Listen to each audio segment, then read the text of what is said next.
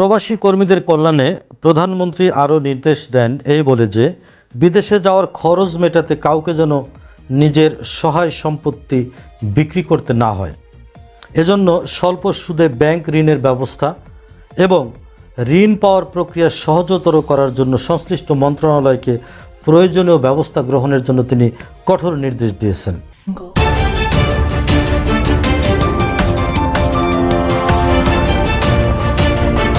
প্রিয় প্রবাসী তথা প্রবাসী ভাইরা, আমি মোস্তফা আজকে নতুন আরেকটি পর্বে আপনাদেরকে স্বাগত জানাচ্ছি।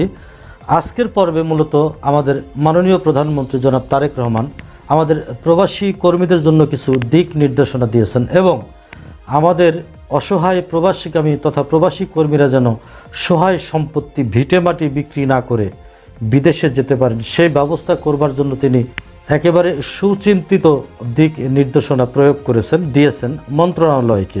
সে বিষয়টি বিস্তারিত আজকের এই কন্টেন্টে জানাবার চেষ্টা করছি। দক্ষ জনশক্তি গড়তে ভাষা প্রশিক্ষণ কেন্দ্র খোলার নির্দেশ দিয়েছেন প্রধানমন্ত্রী তারেক রহমান। বিদেশে কর্মসংস্থানের ক্ষেত্রে দক্ষ জনশক্তি তৈরির লক্ষ্যে দেশে ভাষা প্রশিক্ষণ কেন্দ্র খোলার নির্দেশ দিয়েছেন প্রধানমন্ত্রী তারেক রহমান। গত বৃহস্পতিবার অর্থাৎ 5 মার্চ সচিবালয়ে বৈদেশিক কর্মসংস্থান বৃদ্ধি ও প্রবাসী কল্যাণে গঠিত কমিটির বৈঠকে তিনি এই নির্দেশনা দেন। বৈঠক শেষে প্রধানমন্ত্রীর অতিরিক্ত প্রেস সচিব আতিকুর রহমান সাংবাদিকদের এই তথ্য নিশ্চিত করেছেন। অতিরিক্ত প্রেস সচিব আতিকুর রহমান জানান, বেকার যুবক যুবতীদের বিদেশে কর্মসংস্থানের উপযোগী করে গড়ে তোলার দ্রুত ব্যবস্থা নেওয়ার নির্দেশ দিয়েছেন প্রধানমন্ত্রী। তিনি দেশি বিদেশি শিক্ষকদের সমন্বয়ে ভাষা শিক্ষা কেন্দ্র খোলার তাগিদ দেন, যাতে তরুণরা সংশ্লিষ্ট দেশের ভাষা শিখে সহজে চাকরির সুযোগ পায় সংশ্লিষ্ট দেশে। দেশের বিমানবন্দরগুলোতে যাত্রী সেবার মানোন্নয়নের জন্য বিশেষ নির্দেশনা দিয়েছেন প্রধানমন্ত্রী। ঢাকার হযরত শাহজালাল আন্তর্জাতিক বিমানবন্দর, চট্টগ্রাম শাহ আমানত আন্তর্জাতিক বিমানবন্দর এবং সিলেটের এমএজি ওসমানী আন্তর্জাতিক বিমানবন্দর, এই বিমানবন্দরের টার্মিনালগুলোতে উন্নত বিশ্বের মতো ফ্রি ওয়াইফাই সেবা চালু করতে বেসামরিক বিমান পরিবহন ও পর্যটন মন্ত্রীকে তিনি কঠিন নির্দেশ দিয়েছেন। নির্বাচনী প্রতিশ্রুতি বাস্তবায়নের অংশ হিসেবে ঢাকা 17 আসনের একটি ক্ষতিগ্রস্ত মন্দির সংস্কারের উদ্যোগ নিয়েছেন প্রধানমন্ত্রী তারেক রহমান।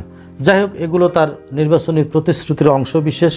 তিনি ঢাকার 17 আসন থেকে জয়লাভ করেছেন এবং সেখান থেকে তিনি মাননীয় সংসদ সদস্য হিসেবে শপথ গ্রহণ করেছেন, এটি আপনারা জানেন। সুতরাং ঢাকা 17 আসনে তার কিছু কার্যক্রম থাকবে এবং সেটি স্বাভাবিক। তো এখানে তিনি আমাদের মাননীয় প্রবাসী কল্যাণ এবং বৈদেশিক কর্মসংস্থান মন্ত্রী প্রতিমন্ত্রী সবাইকে কঠোর নির্দেশ দিয়েছেন যেন আমাদের যে কর্মী ভাইরা বিদেশে যেতে চান, বর্তমানে প্রেক্ষাপটটা এমন, যারাই যেতে চান তাদের ক্ষেত্রে হয়তো ভিটেমাটি বিক্রি করে যেতে হয়, নয়তো চড়া সুদে ঋণ নিয়ে যেতে হয়। ব্যাংক ঋণ বলেন আর এনজিও ঋণ বলেন, যে কোনো ঋণ নিয়েই কিন্তু তাদেরকে সেই বিদেশে পাড়ি জমাতে হয়। তো প্রধানমন্ত্রী তার এই নির্দেশনার পরিপ্রেক্ষিতে আমাদের কর্মী ভাইদের মধ্যে যথেষ্ট প্রাণ সঞ্চার হবে, কারণ তিনি কিন্তু ব্যাংক ঋণ নেওয়ার কথাই বলেছেন ভিটেমাটি বিক্রি না করে।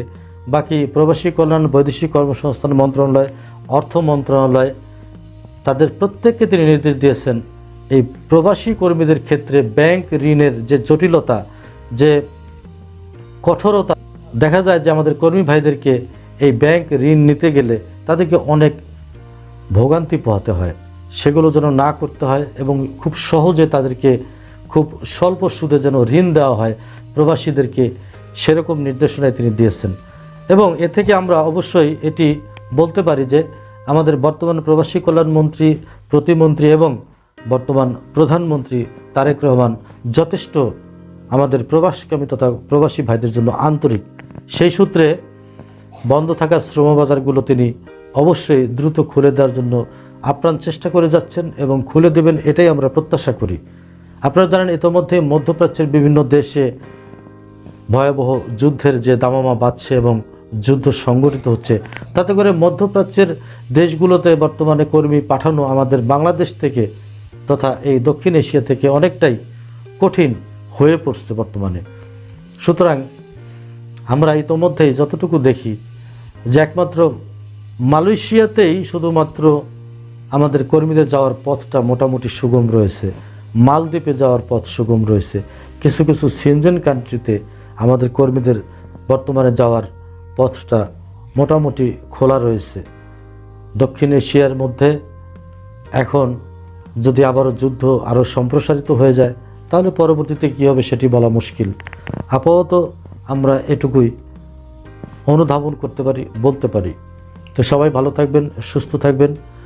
আমার ভিডিওতে এই তথ্য উপাত্তগুলো যদি ন্যূনতম ভালো লাগে তাহলে অবশ্যই লাইক, কমেন্ট এবং সাবস্ক্রাইব করে আমাদের সাথেই সংযুক্ত থাকবেন। আল্লাহ হাফিজ।